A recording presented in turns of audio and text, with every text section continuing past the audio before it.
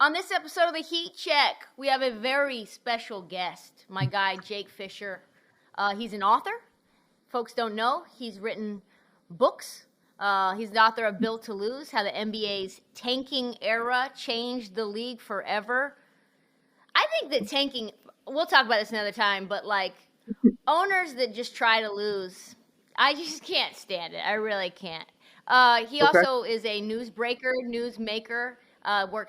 currently works for Bleacher Report, has worked for SI, has worked for SB Nation. Actually got his start at the Boston Globe, which I did not know until today. Very big J. Yeah, very big J journalist Jake Fischer making some moves. Bust out on the scene, Jake Fischer, out of fucking nowhere too. Just all of a sudden breaking huge news. Welcome to the show, Jake Fischer. That is a very kind intro. I'd like to think I was like around for a long time. I was picking away with my axe at Slam and SI, but then, all of a sudden we got thrust into this transaction world. So we're trying to make it work,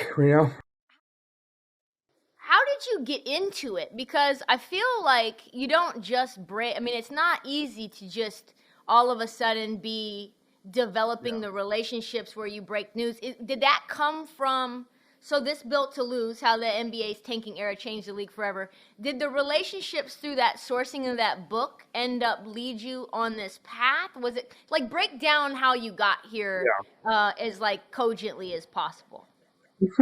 Well, first of all, thank you for the very seamless and organic plugs of the book title multiple times. My publisher will be very grateful for that.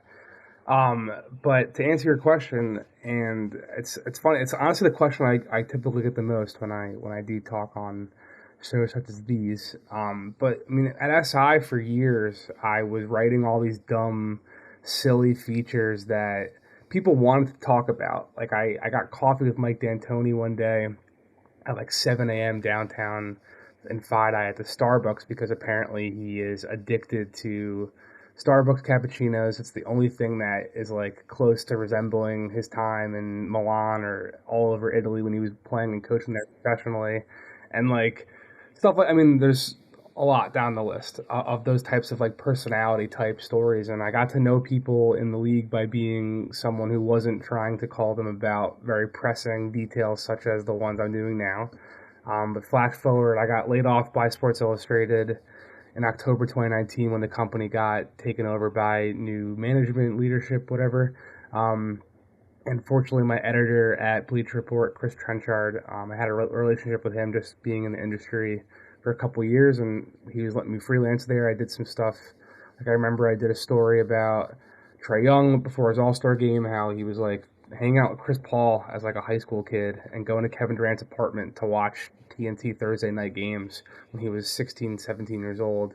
I did some feature after the pandemic began about how the teams gearing up to go to the bubble were instead of high-fiving, they were like tapping each other with feet and sneakers to try to like avoid the germification of COVID and everything. And then 2021, beginning of that year, my editor Chris said, we kind of need to go away from the freelance stuff and the feature writing that you prefer to do.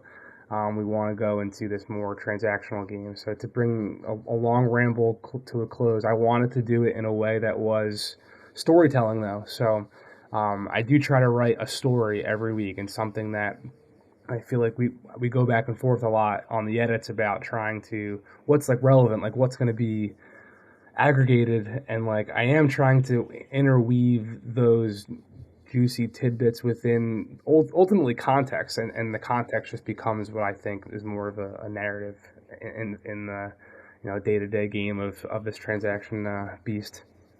So how do you get to the point where people are all wanting to answer your calls like as a new kid on the block? Because I feel like all the things that you were doing and the relationships that you built from feature writing, now it's like, hey, by the way, like I'm just another one of those news leeches. I need info and I need it now. The leech thing is funny. Like, I do address the elephant in the room and kind of make fun of it myself when I'm hanging out with people, off the record. I mean, a lot of people do still. I was at dinner with a bunch of people a week and a half ago, 2 weeks ago, whatever the dates were, down in New Orleans, and some guy kept kind of saying, like, with Jake's here, like, am I going to be some unnamed source? I think you kind of have to steer into that and, like, recognize the elephant in the room, but also, I mean, I've known a lot of these people now for over, almost a decade. I kind of really started covering the league at the 2013 draft, so it's been a long time for a lot of these guys.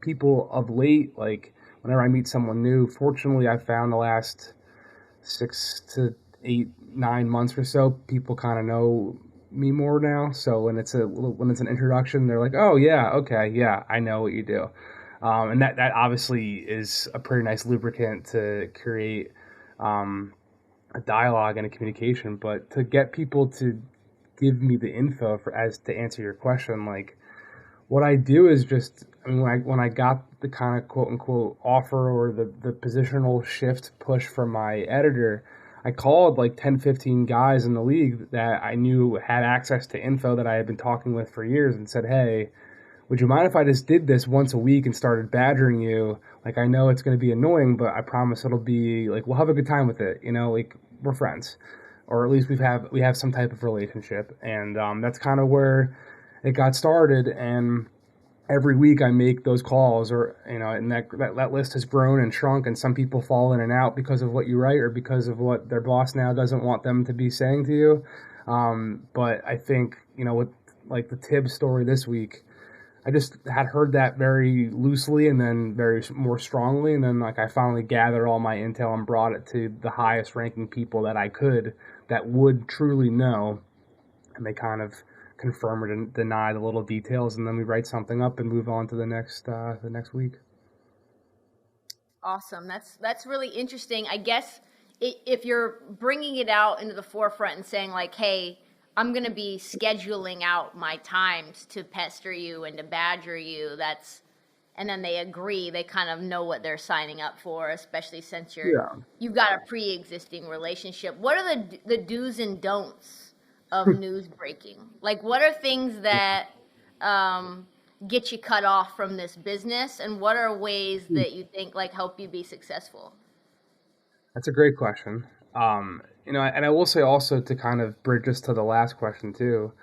Now also, like, people know that and it's not just me, obviously. I think everything I'm talking in terms of my approach. I can't speak to that. That's what everyone else is approaching. Sure, of course, that's sort of implied.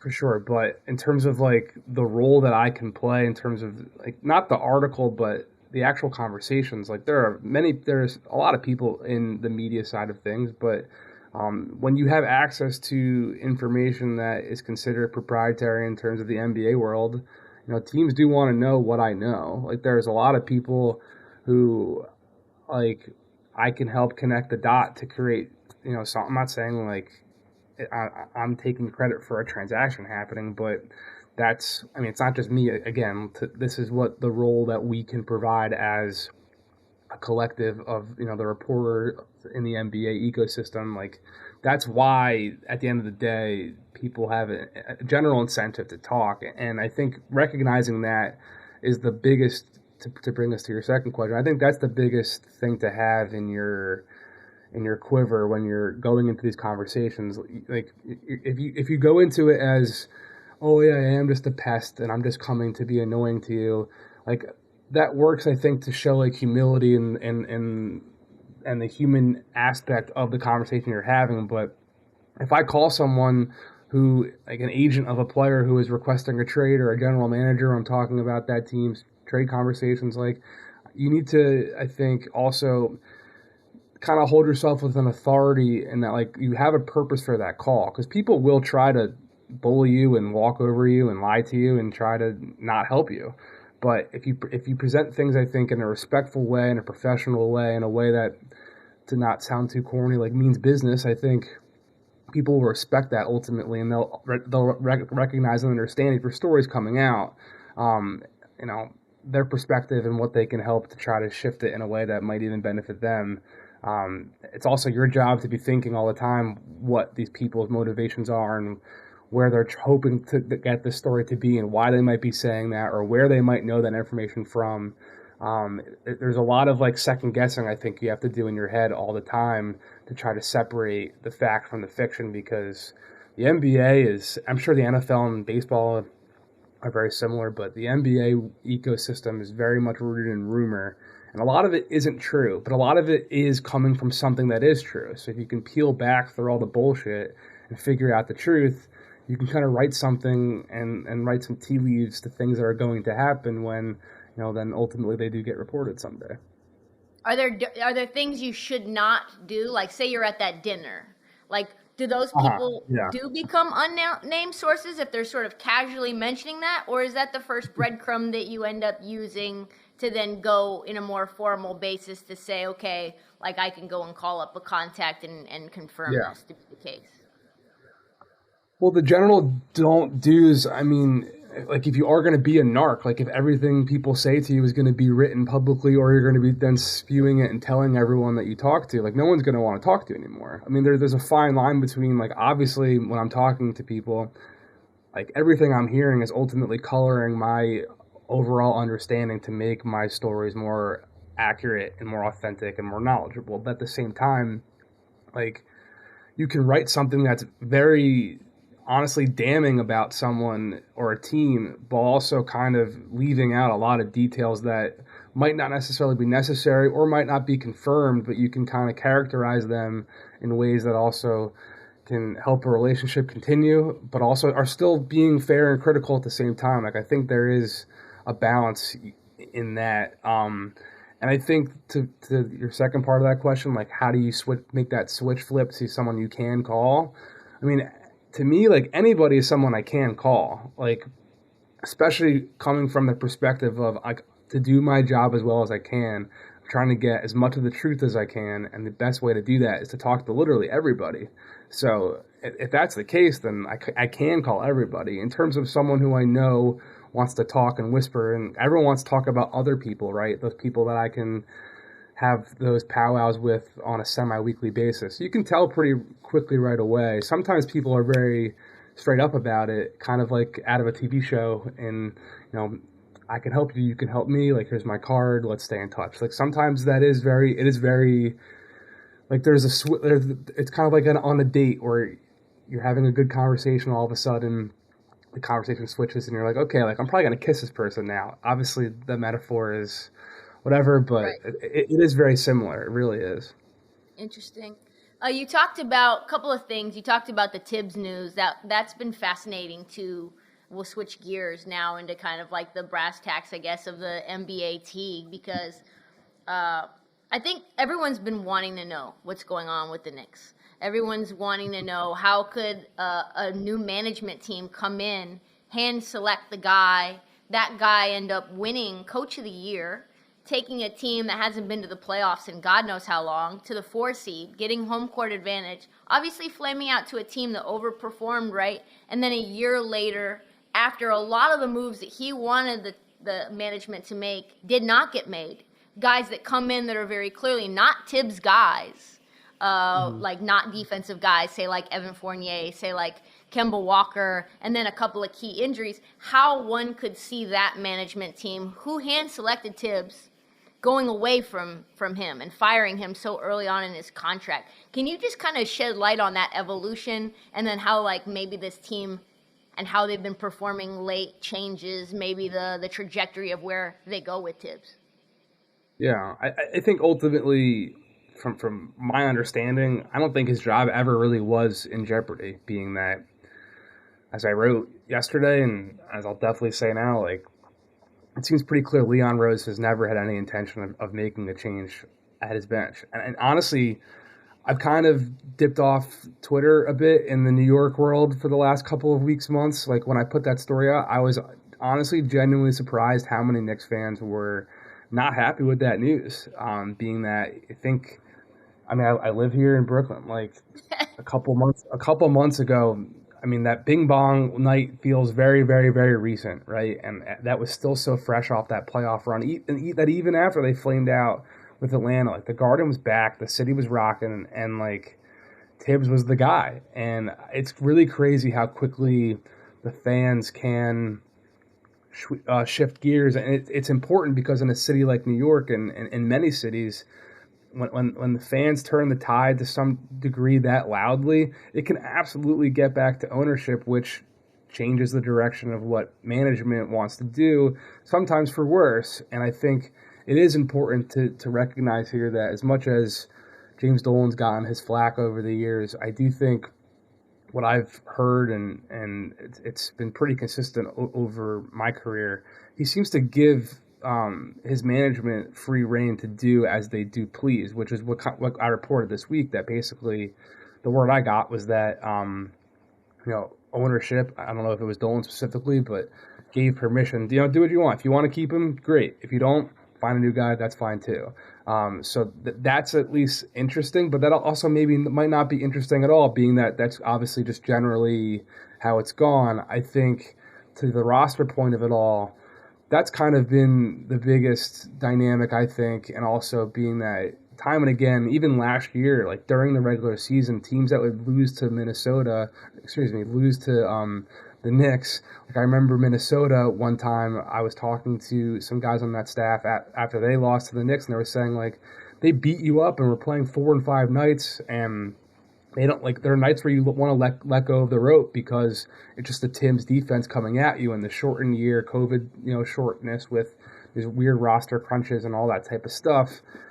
They claw their way to the 4 seed. Julius Randle has his career year that a lot of people in the Knicks organization were already saying back then, this is not going to be replicable. There are people with the Knicks at the time who were, and still to this day in New York, who were saying that, he's not worth that contract. We should even consider looking to trade him at that deadline. That conversation happened. I definitely have written this. But they never really did really entertain that. Julius was their guy they wanted to reward. He was the kind of focal point that was going to lift them continually to the playoffs, and maybe someone like Dame was going to want to come, right? That was kind of the goal, and obviously we are not there right now, so I recognize why fans would want to have a drastic change here, but everything I've heard, it seems like coach and front office are still generally on the same page, and they recognize the roster is flawed. They've got things to adjust and really restructure this summer.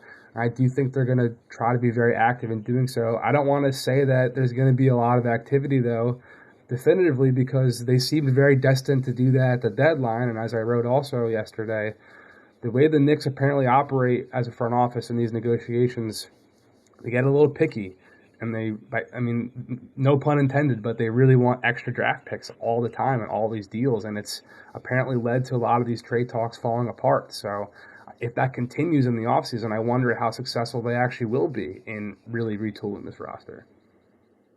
Do you think agents, as a general rule, make great front office members?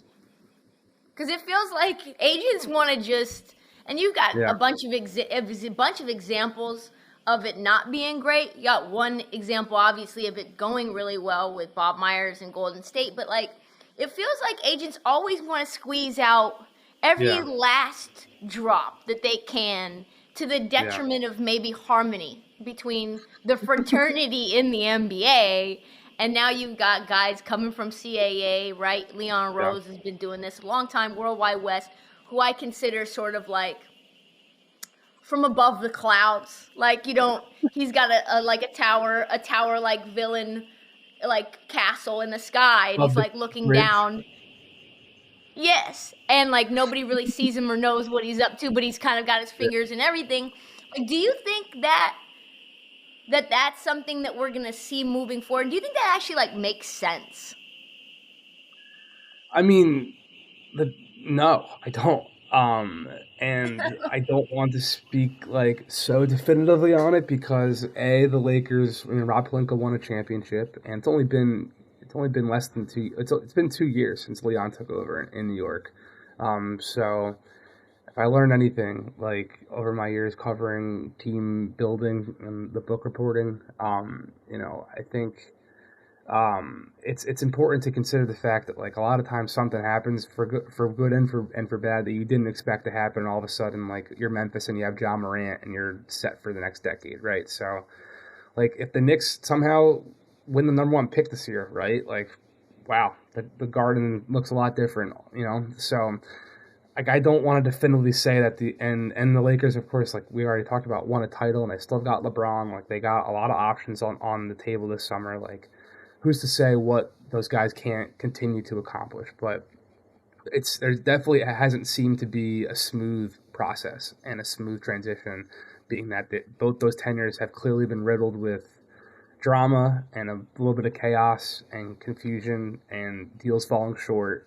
And again, the Lakers won the title, but like at the time of the Anthony Davis trade and still today, people around the league always talk about that being an overpay, and that David Griffin did a pretty solid job in getting a strong haul when like there was no other option. Like, he wanted to go to the Lakers. The Lakers wanted him.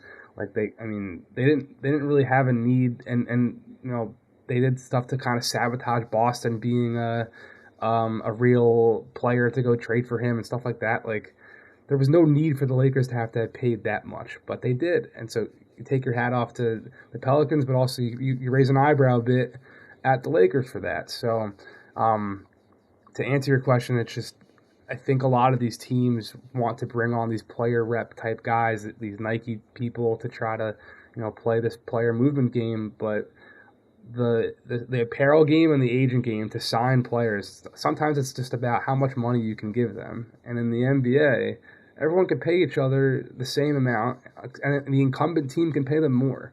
So now, like, in this, no holds barred game, like, you're all of a sudden stripped of your biggest weapon. How good are you as an operator now? I think that's what it really comes down to. Yeah. You mentioned David Griffin's kind of led me to my next thought around the Knicks, and I guess where we're at with a team that all of a sudden has gone from being very, very bad to being like much better than we expected them to be in the Pelicans, to the point where I wonder whether a guy who's had like a Sam Bowie career so far, a Greg Oden like career so far in terms of the amount of games that he's played, and a lot of that being spurred by issues with conditioning and his weight, and that's obviously Zion, right? So like, if you're the Pelicans and if you're the Knicks, what happens to, like, in your what you've kind of talked about and seen, like, what do you think happens to Zion? Yeah. I mean, what I've learned is that predicting the next revolution of that situation is a fool's errand. But Yeah. I do think, I mean, the overall context right now is that they're hurtling towards this extension, right? And will he take the qualifying offer? No one's ever done it. Blah blah blah. I mean, I think I'd be surprised if that didn't happen, right? Like, it'd be historic for him to do so, and this season has only made his.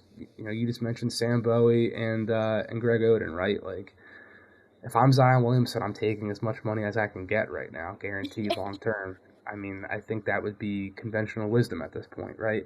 So if that's the case, when that clearly benefits New Orleans to some degree, if they want to even continue to be building around him, which people have posed. But come on, like, when this guy's been healthy, he's been why you took Greg Oden and Sam Bowie at number one or number two, wherever Sam Bowie went. So it's like it seems thorny, but at the end of the day, like, they built this team now with C.J. McCollum and Brandon Ingram, and Jonas Valanciunas is having a career season, and they've got these young wing pieces. Herb Jones might be like one of the better rookie. I mean, him and Matisse Thybulle just came in of late, and have been like two of the greatest defensive rookie wings like of all time, literally.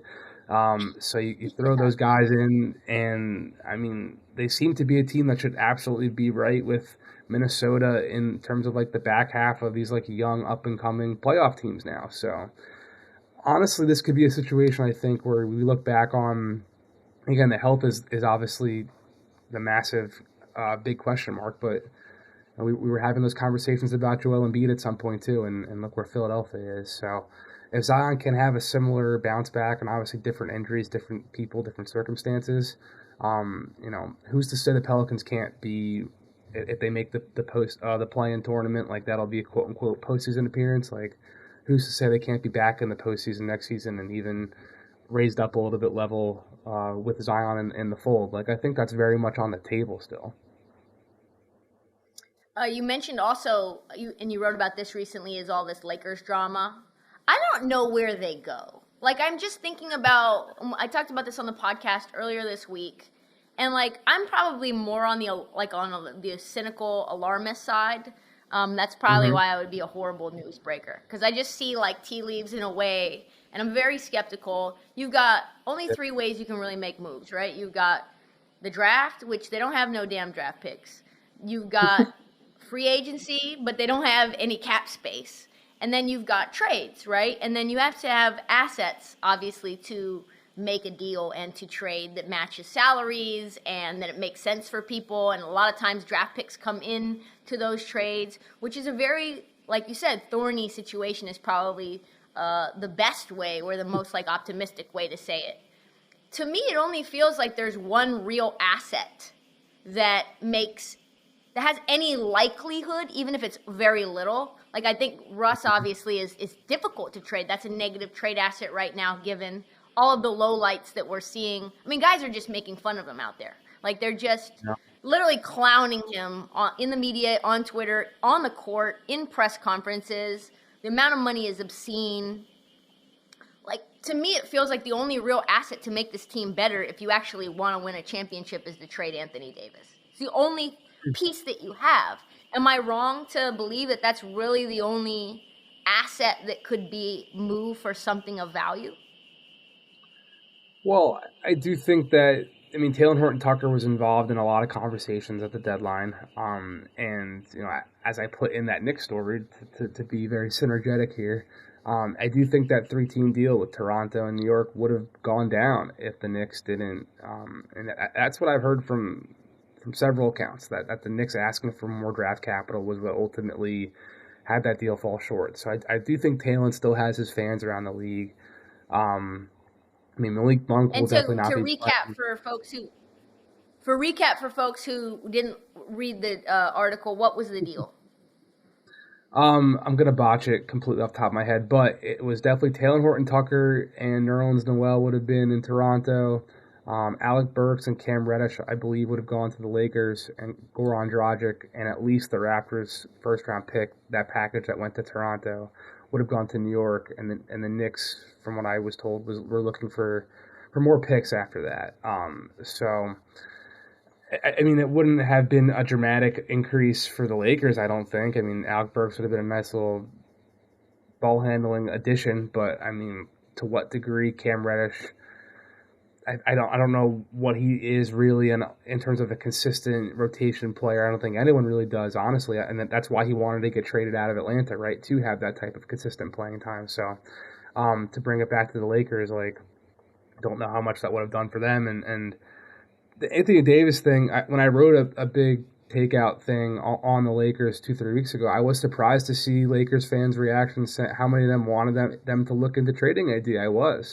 I don't think that's even remotely going to be considered from everything I've been told. And not just for the clutch dynamic of it all, but I just think like they traded all that stuff to New Orleans that we talked about to pair LeBron and Anthony Davis together. And when they were healthy and really consistent, they won the title. So, I mean, people with the Lakers still talk about right now to this day. Maybe it's changed in the last 3 days or so, but they're still singing the same tune of if we're healthy, no one's going to want to see us, all that jazz. So, I mean, if they can pull some magic this summer with a deadline trade or whatever,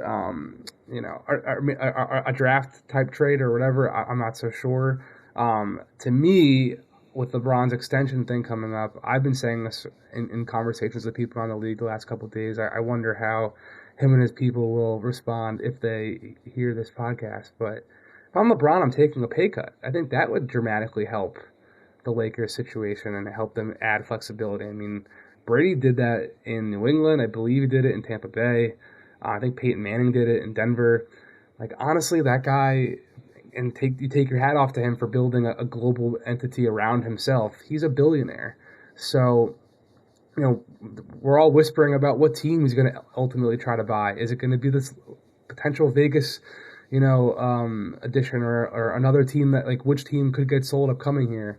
Like, if that's the case, why does he need the max? Like, why can't he take 10, 15 million and create maybe even a max space to go sign somebody to come join them? Like, that's honestly something that I think should be talked about if I'm in the Lakers world. I don't know if that's possible at all, but I do know that I think it's very unlikely Anthony Davis gets moved. Yeah, because it feels like that's the only other option too, right? When you talk about roster construction and how much money they're spending, and they've got a bunch of guys on minimum contracts, and that's just not getting it done. I think if you're honest with yourself and you truly actually want a ring and you want to get more championships, which is kind of the whole goal of this, not just to have a bunch of clutch clients playing with one another in purple and gold, because there's a lot of people who are going to throw shade at Anthony Davis for that ring because they're calling it the Disney like bubble ring, right? To have a legitimate ring in an 82 game season when you're on the road and have no asterisks around it, there's got to be something. I don't think that that's being considered right now. It's not me who's saying that, but there's fans who call it the asterisk ring. Yeah, they do. I'm not saying that. Please. I'm not saying it either. But no, I think. I'm not. I mean, I understand why, being that ultimately he has not performed to that degree since the bubble. Like, it's been clear. I mean, TJ Warren hasn't either. The Suns, I think, are the only team that's really like bottled up what they had down there and took it. I mean, Miami's kind of back being number one seed in the East, right? But the bubble was an interesting subnote or footnote in the subtext of NBA history. Definitely interesting. For sure. And when you're 28 and your nickname is Street Clothes and you've got Achilles tendinosis, which is a degenerative condition, it's very difficult. It's a precarious spot. You're talking about me or AD? Because I am 28 with Achilles tendinosis. So. Are you really? Yeah. What is newsbreaker Jake Fischer and Anthony Davis? Two guys that are 28. I play pickup. A lot of downward dog before I play pickup. Yeah. Okay. So you're saying that the only way, I guess, that the Lakers can actually make a real title run is for LeBron to take a pay cut. I'm not saying the only way, but I think it would help them a lot. I think that would clearly give them a lot more flexibility.